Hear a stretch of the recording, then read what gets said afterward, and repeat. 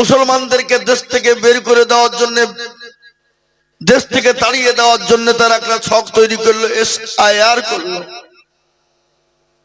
কি হয়েছে? কিন্তু SIR করতে গিয়ে দেখা গেল লোক কতগুলা বাদ গেল পশ্চিম বাংলায়? 58,20,868টা। ওরা বললাম 58,20,800 কত? 68। এখান থেকে 90-95% বাদ গেল কারা? যারা মুসলমানকে তাড়াবে, মুসলমানদেরকে দেশ থেকে বের করে দিবে, এদেশে থাকতে দেব না, তাড়িয়ে দেব, বের করে দিব, তারাই 95% বাদ পড়েছে। মুসলমান কত পার্সেন্ট গেল? 5% থেকে হাই 10%। এই যে 5%-10% গুলা বাদ গিয়েছে, এগুলা কার ছেলে কেরালায় আছে, কার ছেলে বোম্বে আছে, কার গুজরাটে আছে, কে বিদেশে আছে, কাগজ জমা করতে পারেনি, জমা করেনি। এবং আমাদের দেশে কিছু নাম মেয়ে হয়ে রেখেছে আমিনা খাতুন, তারপরে নাম রেখে বিয়ে দিয়ে বলেছে আমিনা বিবি, তারপরে আমাদের স্বামী যখন মারা যায় তখন নাম রেখে দিয়ে আমিনা দেওয়া। এইগুলা থেকে বাদ পড়েছে। এখন মতুয়া ভাইয়েরা, আমরা তাদেরকে দেশ থেকে তাড়িয়ে দেব না। যারা আমাদেরকে তাড়িয়ে দিতে চেয়েছিল, আন্দোলন করছিল, হিন্দু রাষ্ট্র চাই, হিন্দু রাষ্ট্র করতে হবে, মুসলমানদেরকে দেশ থেকে বের করে দিতে হবে, থাকতে দেব না, আজকে তারাই 90-95% তারা SIR বাদ পড়েছে। বুঝতে পারলেন না আমার কথাটা ভাই? এটা আমি তাদেরকে ছোট করার জন্য বলিনি, আমি তাদেরকে ছোট করব বলে বলিনি, এখানে হিন্দু মুসলমান বলে আমি বলিনি। আমরা পশ্চিম বাংলার মানুষ, ভারতবর্ষের মানুষ, হিন্দু মুসলিম শিখ ইসাই, আমরা কাঁধে কাঁধ মিলিয়ে দেশকে বানিয়েছি। এদেশে আমরা থাকতে চাই, এদেশকে আমরা তৈরি করতে চাই। এদেশ থেকে ইংরেজকে আমরা তাড়িয়েছিলাম। এখানে খালি মুসলমানদের রক্ত ছিল না, হিন্দু ভাইদের রক্ত ছিল, শিখেদের রক্ত ছিল, তারপরে ইসাইদের রক্ত ছিল। কাঁধে কাঁধ মিলিয়ে দেশ থেকে আমরা ইংরেজকে তাড়িয়েছি। এদেশের জন্য ফাঁসির মঞ্চে আমরা জীবন দিয়েছি। কতটা মুসলমানরা জীবন দিয়েছে, রক্ত দিয়েছে? কেজি কেজি, কুইন্টাল না, টন টন রক্ত মুসলমানরা দিয়েছে এই দেশকে স্বাধীনতা ফিরিয়ে আনার জন্য। আজকে যাদের রক্তে দেশ তৈরি হলো, যাদের রক্তে দেশটাকে বানানো হলো, যাদের রক্তে দেশ স্বাধীন হলো, যাদের গর্দানের বিনিময়ে ইসলাম দেশ স্বাধীন হলো, একদিনে 57,000 উলামারা, দিল্লি থেকে লাহোর পর্যন্ত এমন কোন গাছ ছিল না 57,000 আলেমের গর্দান ঝুলানো ছিল না। যাদের রক্তে বলে বলিদান, আজকে তাদের উপর নির্যাতন, তাদের মেয়েদের বুরখা খুলে দেওয়া, তাদের মেয়েদের হিজাবকে টান দিয়ে মুখ্যমন্ত্রী হয়ে, একজন বিহারের মুখ্যমন্ত্রী, তিনি সিএম, তিনি দায়িত্ববান ব্যক্তি হয়ে একজন নারীর মুখের হিজাবটাকে খুলে ফেলে দেয়। এরকম মুখ্যমন্ত্রী দেশে থাকার থেকে না থাকা ভালো। এটা কুলাঙ্গারের থেকেও খারাপ, জালিম সন্তানের থেকেও খারাপ। কি বলছেন আপনারা বলুন? একজন সিএম হয়ে, এটা সেকুলার দেশ, মুসলমান যে কোনো ধর্মের মানুষ সে বুরকা পরবে, কে হিজাব পরবে, কে কি পরবে, সেটা দেশের মাননীয় মুখ্যমন্ত্রী করে দেবে, বলে দেবে। কে কি খাবে দেশের প্রধানমন্ত্রী বলে দিবে, কে কি পরবে ওটা দেশের স্বরাষ্ট্রমন্ত্রী বলে দিবে। কেউ কাউকে বলে দিতে পারবে না। জি, আজকে বড় আফসোস আমাদের। আজকে কাদেরকে বলছে আমরা বিদেশি? বলেন তো, মুসলমানদের রক্তে ভারত তৈরি হলো, আজকে তাদেরকে দেশ থেকে তাড়িয়ে দিতে চাই বলে এরা বিদেশি। কিন্তু আমি তাদেরকে প্রশ্ন করব, আদবানির বাড়ি কোথায়? পাকিস্তান। ইন্ডিয়াতে এসে হয়ে গেল স্বদেশী। অটল বিহারীর বাড়ি হলো পাকিস্তান, ইন্ডিয়া এসে হয়ে গেল স্বদেশী। সোনিয়া গান্ধীর বাড়ি হলো ইটালি, ইন্ডিয়াতে এসে হয়ে গেল স্বদেশী। বিমান বসু, বুদ্ধবাবু, জ্যোতিবাবুর বাড়ি হলো বাংলাদেশ, ভারতে এসে হয়ে গেল স্বদেশী। মিঠুন চক্রবর্তীর বাড়ি হলো বাংলাদেশ, ভারতে এসে হয়ে গেল স্বদেশী। অধীর বাবু, প্রণব বাবুর বাড়ি হলো বাংলাদেশ, ভারতবর্ষে এসে হয়ে গেল স্বদেশী।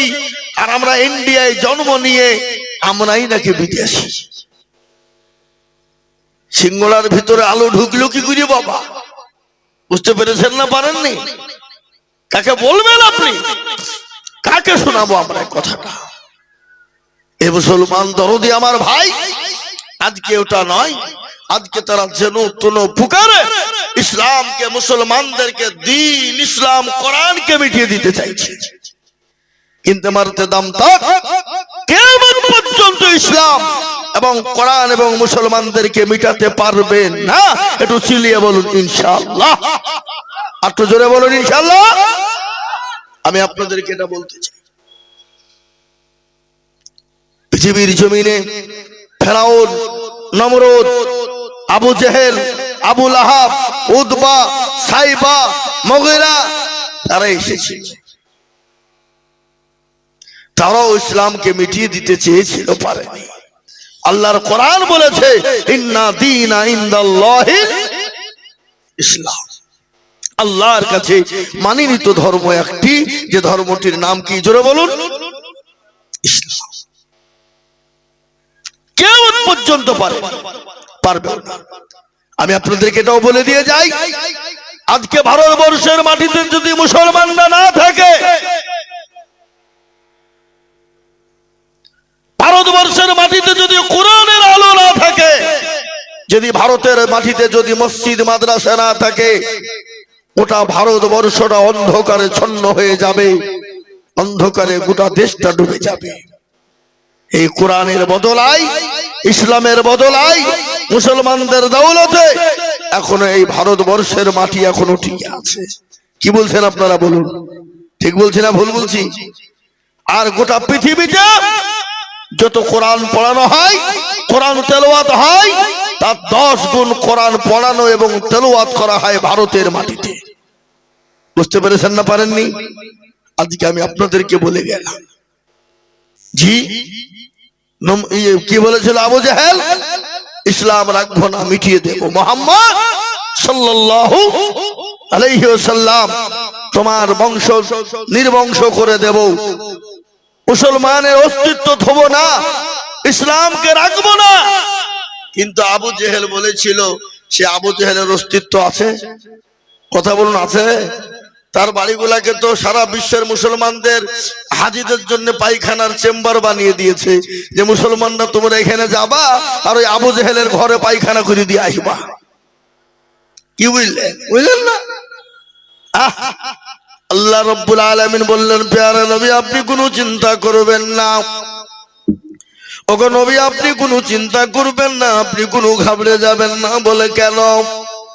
বলে নবী গো, আজকে যারা ইসলামকে মিটিয়ে দিতে চায়, নবীকে মিটিয়ে দিতে চায়, মুসলমানদেরকে মিটিয়ে দিতে চায়, ওগো নবী যারা আপনার নির্বংশ করে দিতে চায়, আমি আল্লাহ তাদেরকে নির্বংশ করে দেব, তাদেরকে জমিনের মধ্যে তাদের নামকে মিটিয়ে দেব, যাদের নাম নেওয়ার মতন পৃথিবীতে কেউ থাকবে না।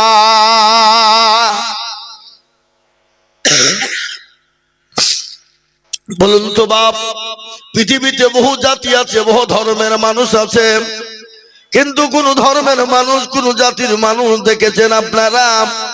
ছেলের নাম ফেরাউন রেখেছে, আবু জেহেল রেখেছে, কেউ রাখে নাই। কেন রাখে নাই আপনারা জানেন? সবাই ওরা জানে, পৃথিবীর জমিনে সব থেকে যদি 1 নম্বর শয়তান মার্কা লোক থাকে, সেটা হলো ফেরাউন, আর সেটা হলো আবু জেহেল।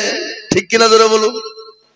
কেউ তাদের ছেলেদের নাম কিন্তু রাখে না, মুসলমান দরদি দেখবেন মুসলমানদের ভিতরে যারা নামাজ পড়ে না, রোজা করে না, কুল কলমা চিনে না, আল্লাহ চিনে না, নবী চিনে না, এরকম লোক আমাদের ভিতরে আছে না নাই? কতক্ষণ আছে না? আমাদের দেশের লোক আজকাল নামাজ পড়ে নাকি? 98% মুসলমান নামাজ পড়ে না। কপারসেন্ট পড়ে জোরে বলুন? 2% পড়ে। আপনারা মনে মনে করলেন 2% মানুষেরা নামাজ পড়ে আদের নামাজ হয় না রে বাবা, না। এই 2% মানুষের কিন্তু নামাজ হয় না। কোন রকম 1% লোকের নামাজ হয়ে যায়, আর 1% মুসলমান 1% লোকের নামাজ হয় না। বলে হুজুর আপনি কি করে বললেন? আমি আজিজুল হক বলে যাই, সে 20 বছর ধরে 15 বছর ধরে মুরব্বী নামাজ পড়ে, দাড়ি পেকে গেছে, চুল পেকে গেছে, চোখে নরম, দাঁতে নরম, চলতে পারে না, কিন্তু আত্মাকে তো জানে না, দুরূদ শরীফ জানে না, দোয়া কুনুত জানে না, দোয়া মাসনা জানে না, ইন্না তাইনা খুল দেখা যায় তার মধ্যেও কুড়িটা ভুল আছে না? জোরে বলুন, কথা বলেন না কেন? এরা কিন্তু শিখেও না, শিখার চেষ্টাও করে না। এরা কোনোদিন বলে না হুজুর গো আপনি তো আমাদের ইমাম সাহেব, মসজিদের ইমাম, ও হুজুর একটু নামাজটা ঠিক করে দেবেন, কোরআনটা ঠিক করে দিবেন, ও হুজুর আপনাকে দুরূদ শরীফটা ঠিক করে দেবেন। জীবনেও বলবে না। আর ইমাম সাহেব যদি বলে চাচা বসেন আপনাকে নামাজ শিখাবো, আপনাকে এত শিখাবো, বলে মৌলবি বেশি পাইতারা করো না, আমি তোমার থেকে বেশি ভালো জানি। ঠিক কিনা জোরে বলুন? আর যদি বেশি মৌলবি পাইতারা করে যায়, ওই মৌলবিকে তাড়ানোর জন্য পিন চালাবে। পিন কাকে চালাবে? মসজিদের সেক্রেটারি, সভাপতি, ক্যাশিয়ার। তো মূর্খ দেখবেন আজকাল মসজিদের সেক্রেটারি, ক্যাশিয়ার, সভাপতি কারা? মসজিদের দরজা চিনে না যারা, তারা হলো মসজিদের সেক্রেটারি, সভাপতি, ক্যাশিয়ার। ঠিক কিনা জোরে বলুন? আপনাদের দিকে সব নাই নাকি? এ মুসলমান কাকে বলবেন, কার কথা বলবেন? ও দরদি গো, ও আল্লাহ ওয়ালা কান করে শুনেলেন। ইসলাম এত পরিষ্কার, ইসলাম এত পরিচ্ছন্ন, ইসলামের ভিতরে দলপটি, মেজরিটি, মাইনরিটি ইসলামের ভিতরে নাই। আল্লাহ বললেন বান্দা তুমি বিদ্যা হয়ে গেছো, বড় হয়ে গেছো, আমি আল্লাহ কোরআনকে এত সহজ করে দিলাম, এত নরমাল করে দিলাম যে কেউ পড়তে পারবে। ছোট থেকে নিয়ে বিদ্যা পর্যন্ত যে কোনো চেষ্টা করলে কোরআন পড়তে পারবে। কিন্তু আমরা কোরআন শিখবো তো চায়ের দোকান চালাবে কে? নামাজ শিখবো তো চায়ের দোকানে ফতুয়া ফারাইজ করবে কে? আমরা কোরআন শিখবো তো চায়ের দোকানে বসে গেল্লাকে বাদ করবে কে? আমাদের ভিতরে গেল্লাকে বাদ আছে না নাই জোরে বলুন? আছে না নাই? রাসূলুল্লাহ বলেন আল সাদ্দুকি বাদু মিনাজ জানাব। ও মুসলমানকে বাদ গেল্লা করা, পরচর্চা করা এত গুনাহ। মুসলমান জানা করলে যা গুনাহ হয়, গিবত গেল্লা করলে তার ডবল গুনাহ হয়। আমাদের দেশে গেল্লা গিবত পরচর্চা পরনিন্দা করে ঝামেলা বাঁধিয়ে দেওয়ার কথা, জোরে বলুন ঠিক না বেঠিক? হ্যাঁ আছে না নাই? আমি আপনাদেরকে বলবো মুসলমান দরদি গো, আল্লাহ বলেন নবী আপনি কোনো টেনশন করবেন না, যারা ইসলামকে মিটিয়ে দিতে যায় আমি আল্লাহ মিটিয়ে দেব। ও মুসলমান সেই ইসলাম এখনো পর্যন্ত আছে এবং কিয়ামত পর্যন্ত থাকবে। কোন পৃথিবীর বেঈমান ইসলামের দিকে চোখ তুলে কেউ যদি তাকায়, আল্লাহ মানুষকে ছাড় দেয় কিন্তু আল্লাহ ছেড়ে দেয় না। আল্লাহ মানুষকে ছাড় দেয় কিন্তু ছেড়ে দেয় না। আজকে বাবরি মসজিদের কথাটাই আমি বলি, যারা সর্বপ্রথম ওই অযোধ্যার মাটিতে বাবরি মসজিদের ভিতরে শাবল বেড়েছিল, গম্বুজ ভেঙে গুড়িয়ে দিয়েছিল, যারা যারা করেছিল তারা পঙ্গু হয়ে গেছে। এমনকি যারা আপনার পঙ্গু হয় নাই, আল্লাহ তাদেরকে কলমাওয়ালা বানিয়ে মুসলমান বানিয়ে নিয়েছে। এ মুসলমান, তাই আমি আপনাদেরকে বলবো, আল্লাহ আছে, সে আল্লাহ কিন্তু ছেড়ে দেবে না। আজকে ভারতের মাটিতে নিজের ক্ষমতা দেখিয়ে যারা চেয়ারকে দখল করে মসজিদে বসে যারা মুসলমানদের মসজিদ গুলাকে ভোল্টেজার দিয়ে ভেঙে দেয়, মুসলমানদের মাদ্রাসা গুলাকে ভেঙে দেয়, মুসলমানদের মক্তব গুলাকে ভেঙে দেয়, মুসলমানদের মার্কাজ খানকাকে ভেঙে দেয়, মুসলমানদের জমি দখল করে নিতে চায়, আল্লাহ বলল শোন, আমি তোদেরকে ছাড় দিয়ে রেখেছি, কিন্তু আমি আল্লাহ যেদিন খামোচ কাটবো, যেদিন আমি একবার টান লাগামে দিব, সেদিন তোদের আর কোনো উপায় হবে না। এ দরদি মুসলমান, আমি আপনাদেরকে বলে দিই মুসলমান গো, আজকে শুনেলেন ভারতবর্ষের জমিনে আজকে মুসলমানদের উপর কত অত্যাচার চলে। আজকে একের পর এক মুসলমানদের উপর আইন জারি, তারপরেও যখন হলো না, এবার মুসলমানদের কলিজায় হাত দিয়েছে। কলিজা বলতে গেলে কি, মুসলমানদের মসজিদ, মুসলমানদের মক্তব, মুসলমানদের মাদ্রাসা, মুসলমানদের খানকা, মুসলমানদের ঈদগাহ, মুসলমানদের কবরস্থান, তারা তাদের নামে উইল করে নিতে চায়, ওয়াকফ সম্পত্তি কেড়ে নিতে চায়। আজকে আমি তাদেরকে বলতে চাই, বন্ধু মুসলমানরা শোনো, মুসলমানরা তো ভিখারি নয়, মুসলমানদের ওয়াকফ সম্পত্তি কেন তোমরা কেড়ে নিবা? এমনি তো মুসলমানদের ওয়াকফ সম্পত্তির সম্পদ তোমরা ভোগ করো, করে না? জোরে বলুন। দিল্লির লালকেল্লা যারা দেখতে যাই কোটি কোটি টাকা ইনকাম, ওটা কেন্দ্রীয় সরকার ভোগ করে। আমার যিনি একটা কবরস্থান বানিয়ে দিয়ে গেছেন, মঞ্জিল বানিয়েছেন, যে জায়গাটার নাম হলো তাজমহল, যেখানে কোটি কোটি কোটি টাকা ইনকাম হয়, ওটা কেন্দ্রীয় সরকার ভোগ করে। এ মুসলমান, কুতুব মিনারে যেখানে কোটি কোটি টাকা ইনকাম হয়, ওটা কেন্দ্রীয় সরকার ভোগ করে। এই পশ্চিম বাংলার মাটিতে আপনার আমার বাড়ির পাশে নবাব সিরাজউদ্দৌলা একটা মঞ্জিল কবর রেখে গেছে, যে জায়গাটার নাম হলো হাজার দুয়ারি। মানুষ হাজার হাজার টাকা কোটি কোটি টাকা ইনকাম হয়, ওটা রাজ্য সরকার ভোগ করে। এ বাবা, পাথর চাপড়ি যেখানে খাজা গরিবে নওয়াজ শুয়ে আছে, ওখানে কোটি কোটি টাকা ইনকাম হয়, ওটা রাজ্য সরকার ভোগ করে। যেটা আপনার সায়েন্স সিটি ভিক্টোরিয়া, যেটা আপনার ইডেন গার্ডের মাঠ, এ মুসলমান গো, যত ইনকাম সব রাজ্য সরকার ভোগ করে। সব তোমরা ভোগ করার পরও আবার তোমরা মুসলমানদের ওয়াকফকে কেড়ে নাও, মুসলমানদের মসজিদ, কবরস্থান, ঈদগাহ কেড়ে নিতে চাও। মুসলমান শুনে নাও, এরা ঘুমিয়ে আছে, এদের ঘুমটা ভাঙিয়ে দিও না। আর এদের ঘুম যদি একবার ভেঙে যায়, পৃথিবীর কারো বাপের ক্ষমতা নাই এদেরকে আটকে রেখে দিতে পারে। কেন শুনে নাও, এরা মৃত্যুর পরোয়া করে না, এরা মরণের পরোয়াও করে না। এরা নিজের বিবিকে বিবাহ করে জাহাজের ময়দানে রক্ত দিতে পারে, নিজের বিবি নতুন বিবাহ করে বাসর ঘরে ফেলে দিয়ে তারা জাহাজের ময়দানে গিয়ে জীবন দিতে পারে। জোরে বলুন, পারে কিনা? আল্লাহ নবীর একজন সাহাবা, যার নাম হলো হানজালা। কি নাম গো? কি নাম? হযরতে হানজালা। তিনি নতুন বিবাহ করেছে, বাসর ঘর, ফুলসজ্জার রাত, গভীর রজনীতে তিনি কানে পৌঁছে গেল সুমেতের মধুর মিলন। রাসূলুল্লাহ ডাক দিয়ে বললেন, ও মদিনার যুবকেরা, ও মদিনার তরুণেরা, আজকে তোমাদের কাছে নবী থাকবে না, আজকে তোমাদের কাছে ইসলাম থাকবে না, আজকে তোমাদের কাছে কোরআন থাকবে না।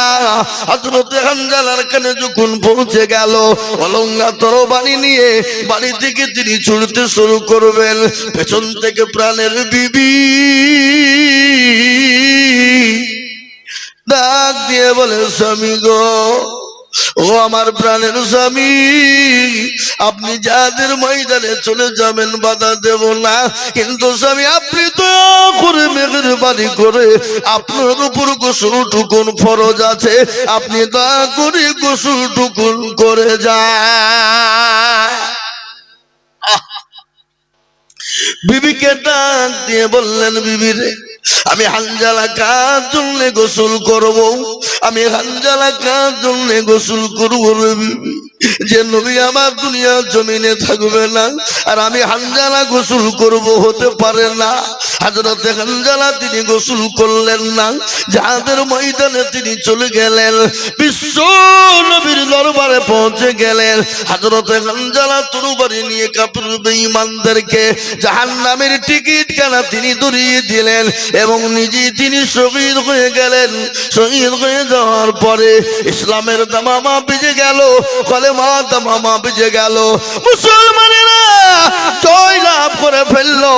ইতিমধ্যে আল্লাহ নবী বললেন, সাহাবারা, আমার যত সাহাবাদের লাশগুলো আছে এক জায়গায় জমা করে দাও।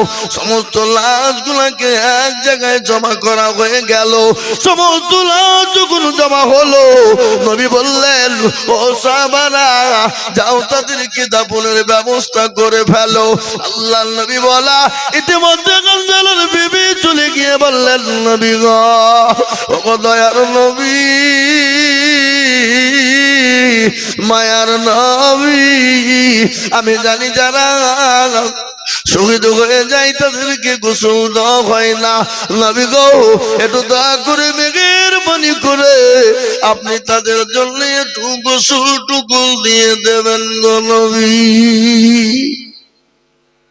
রাসূলুল্লাহ বললেন, হানজালা কোথায়? তার কোথায় রাস্তা? খোঁজো, খুঁজে বের করো কোথায় লাশ। কেউ যখন খুঁজে পেলেন না, নবী পেরেশান হয়ে গেল। আর হানজালার লাশ আমি কি আর খুঁজে পাবো না? কাফের বেঈমানরা নাকি গুম করে ফেললো? না না না না না, আমার হানজালার লাশ তো গুম করতে পারবে না। নবী ওপরের দিকে লক্ষ্য করলেন, আল্লাহর দিকে। আকাশের দিক থেকে দেখে টোপে টোপে পানি নিচের দিকে পড়ে যায়। রাসূলুল্লাহর সামনে যখন হানজালার লাশটা হাজির হয়ে গেল, নবী হানজালার চেহারার দিকে তাকায়, আর দয়াল নবীর চোখ দিয়ে চোখের নয়নে পানি ঝরে যায়। বলে, হানজালা রে, জীবনের কোনো মায়া নাই, বিবির কোনো মায়া নাই। আজ ইসলামের জন্য, দিনের জন্য, ইসলামকে টিকিয়ে রাখার জন্য, রাসূলের জন্য জীবনটাও দিতে দ্বিধাবোধ করলি না। ওরে হানজালা, আমি আল্লাহ, আমি নবী তোর উপর খুশি এবং রাজি হয়ে গেলাম। ওগো আল্লাহ, আমি হানজালার জন্য দোয়া করে দিলাম, হানজালার লাশটা যেন কবরের সাপ বিচ্ছুর জন্য হারাম হয়ে যায়।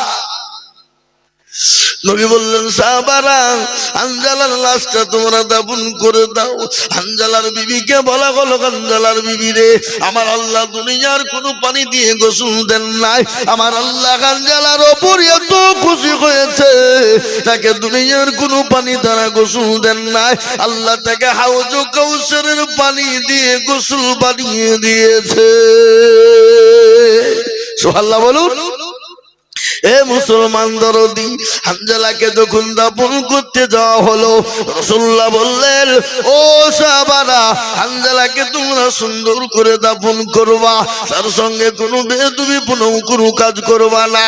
হানজালাকে যখন কবরে যখন নামানো হলো, রাসূলুল্লাহ তার দিকে লক্ষ্য করে দেখলেন, আল্লাহর নবী দেখে মুচকি মুচকি হাসতে শুরু করে দিলেন। আল্লাহর নবীর সাহাবারা বললেন, ফিদাকা ইয়া রাসূলুল্লাহ, নবী গো,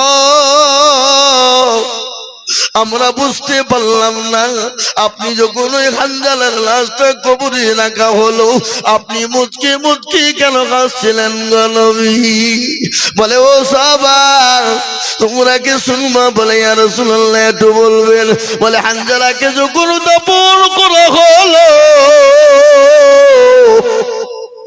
আমার আল্লাহর ওই জান্নাতের হুরগুলে মানরা হানজালার দিকে হানজালাকে নিয়ে টানাটানি করতেছিল।